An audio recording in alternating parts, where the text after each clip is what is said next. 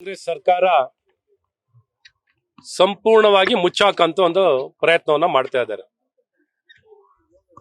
ಇವರೆಲ್ಲರೂ ಬಾಂಗ್ಲಾದೇಶದ ಹಿನ್ನೆಲೆ ಇರುವಂತ ವ್ಯಕ್ತಿಗಳು ಅಂತ ಬಹಳ ಸ್ಪಷ್ಟವಾಗಿ ವ್ಯಕ್ತವಾಗುತ್ತೆ. ಬಾಂಗ್ಲಾದೇಶಿಗಳು ಈ ಮುಂಚೆನೂ ನಮ್ಮ ಸರ್ಕಾರದ ಅವಧಿಯಲ್ಲಿ ಮಾದೇವಪುರ ವಿಧಾನಸಭಾ ಕ್ಷೇತ್ರದಲ್ಲಿ 500ಕ್ಕಿಂತ ಹೆಚ್ಚಿನ ಮನೆ ಬಾಂಗ್ಲಾದೇಶಿ ಹಿನ್ನೆಲೆ ಇರುವಂತ ಕುಟುಂಬಗಳನ್ನ ತೆರವುಗೊಳಿಸುವಂತದ್ದಾಗಿದೆ. ಇಲ್ಲೂ ಸಹ ಇಲ್ಲಿ ನಾವು ಬಹಳ ಸ್ಪಷ್ಟವಾಗಿ ಇವತ್ತು ಹೇಳಕ್ ಇಷ್ಟಪಡೋದು ಏನು ಅಂದ್ರೆ, ಸುರಕ್ಷತೆ, ದೇಶದ ಸುರಕ್ಷತೆ, ನಮ್ಮ ಬೆಂಗಳೂರಿನ ಸುರಕ್ಷತೆ ಮತ್ತು ಕರ್ನಾಟಕದ ಸುರಕ್ಷತೆಗೆ ಎಲ್ಲೋ ಒಂದ್ ಕಡೆ ಧಕ್ಕೆ ಆಗ್ತಿದೆ, ಆತಂಕ ಇದೆ.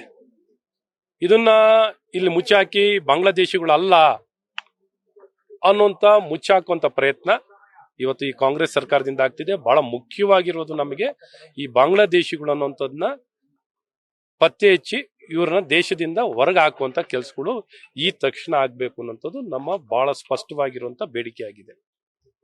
ಇವತ್ತು ಇದಕ್ಕೆ ಕೇರಳ, ತಿರುವು, ಇಲ್ಲಿ ಯಾರು ನೀವು ನೋಡಿದ್ದೀರಾ? ಯಾರು ಒಬ್ರು ಮಲಯಾಳಿ ಇದಾರಾ? ಒಬ್ಬರೇ ಒಬ್ರು ಮಲಯಾಳಿಗಳಿದಾರ? ಇದೇನಂದ್ರೆ ಜಾಲ. ಇನ್ನೊಬ್ರು ಆಂಧ್ರದವ್ರು ಅಂತ ಹೇಳ್ತಾರೆ, ಇನ್ನೊಬ್ರು ಕೇರಳ ಅಂತ ತಿರುಕೊಡ್ಲಿಕ್ಕೆ ಏನ್ ಗೊತ್ತಿದ್ದು?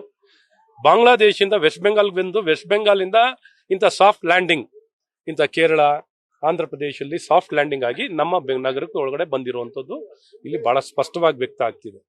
ಹಾಗಾಗಿ ಇಲ್ಲಿ ಒಂದು ನಗರ ನೋಡಿದಿರಲ್ಲ, ವಸೀಂ ನಗರ, ಫಕೀರ್ ನಗರ, ವಸೀಂ ನಗರ. ವಸೀಂ ಯಾರು? ದೇಶದ ಸ್ವಾತಂತ್ರ್ಯ ಹೋರಾಟಗಾರರ ವಸೀಂ. ವಸೀಂ ಯಾರು? ಇವತ್ತಿಲ್ಲಿ ಗೃಹ ಇಲಾಖೆ ಏನ್ ಮಾಡ್ತಿದ್ದಾರೆ? ಇಷ್ಟು ಜನ ಕಾನೂನು ಬಾಹಿರವಾಗಿ ಇಲ್ಲಿ ಬಂದು ಸೇರ್ಕೊಂಡಿರುವಂತದ್ದು ಯಾರು?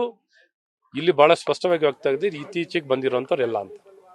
ಹಾಗಾಗಿ ಈಗಾಗಲೇ ನಮ್ಮ ನಾಯಕರು, ಪ್ರತಿಪಕ್ಷ ನಾಯಕರು ಅಶೋಕ್ ಅವರು, ವಿಧಾನ ಪರಿಷತ್ತಿನ ಪ್ರತಿಪಕ್ಷ ನಾಯಕರು ಅಶೋಕ್ ಅವರು, ಚೆಲ್ವಾದಿ ಅವರು ಬಹಳ ಸ್ಪಷ್ಟವಾಗಿ ಹೇಳಿದ್ದಾರೆ, NI ತನಿಖೆ ಆಗ್ಲೇಬೇಕು.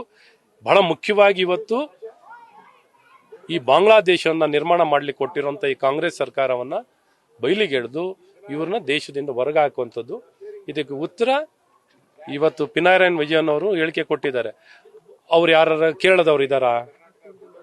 ಕೇರಳದವ್ರು ಯಾರು ಇದಾರ ಇಲ್ಲಿ? ಪಿನರಾಯಿ ವಿಜಯನ್ ಅವರೇ, ಇವತ್ತು ನೀವು ರಾಜಕೀಯ, ಇವತ್ತು ಈ ಕಾಂಗ್ರೆಸ್ನವರು ರಾಜಕೀಯ ಬೆರೆಸುವಂತ ಪ್ರಯತ್ನ, ದೇಶದ ಸುರಕ್ಷತೆಯಲ್ಲೂ ರಾಜಕೀಯ ತರುವಂತ ಪ್ರಯತ್ನವನ್ನ, ತುಷ್ಟೀಕರಣವನ್ನ ತರುವಂತ, ವೋಟ್ ಬ್ಯಾಂಕ್ ಪೊಲಿಟಿಕ್ಸ್ ಅನ್ನ ತರುವಂತ ಪ್ರಯತ್ನವನ್ನ ಇವತ್ತು ಕಾಂಗ್ರೆಸ್ ಪಕ್ಷದವರು, LDF ಮತ್ತು UDF, ವೇಣುಗೋಪಾಲ್ ಅವರು ಮತ್ತು ಪಿನರಾಯಿ ವಿಜಯನ್ ಅವರು ಏನವರ ಶಬರಿಮಲಾದ ಅವ್ರ ಸರ್ಕಾರದ ಕಣ್ಣು ಮುಂದೆನೆ, ಮೂಗಿನ ಅಡಿಯಲ್ಲೇ ಶಬರಿಮಲಾ ಅಂತ ದೇವಸ್ಥಾನದ ಬಂಗಾರವನ್ನೇ ಕದೀತಾರೆ ಸರ್ಕಾರದ ಅಧೀನದಲ್ಲಿ.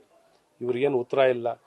ಇವತ್ತು ಏನ್ ಬಾಯಿ ಬಂದ ಹಾಗೆ ಮಾತಾಡುವಂತ ರಾಜಕೀಯ ದುರುದ್ದೇಶದಿಂದ ಇವತ್ತು ನಮ್ಮ ದೇಶದ ಸುರಕ್ಷತೆ ಪ್ರಶ್ನೆ.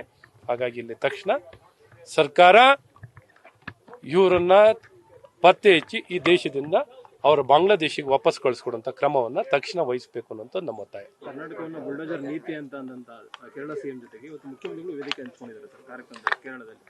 ಇವರು ಎರಡು ಎಲ್ಲ ಬಿಟ್ಟಿರೋರು. ದೇಶ, ಸಮಾಜ ಇದ್ಯಾವುದು ಇವ್ರ ಕಾಳಜಿ ಇಲ್ಲ. ಅಧಿಕಾರಕ್ಕೋಸ್ಕರ ಏನ್ ಬೇಕಾದ್ರೂ ಮಾಡ್ತೀವಿ.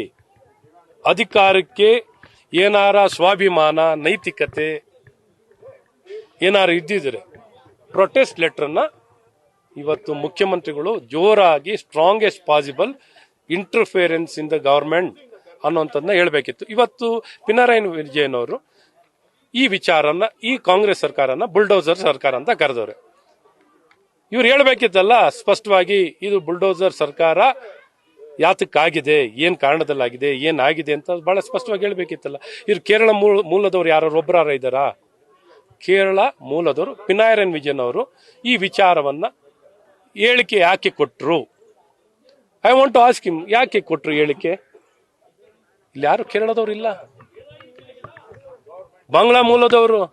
ಇವ್ರು ಹೇಳ್ಬೇಕಿತ್ತು, ಹ್ಯೂಮನ್ ಟ್ರಾಫಿಕಿಂಗ್ ನಲ್ಲಿ ಕೈ ಭಾಗಿಗಳಾಗಿರುವಂತವ್ರು ಪಿನರಾಯಿ ವಿಜಯನ್ ಅವ್ರನ್ನು ಭಾಗಿಗಳಾಗಿದ್ದಾರೆ ಅಂತ ಹೇಳಕ್ ಇಷ್ಟಪಡ್ತೀನಿ.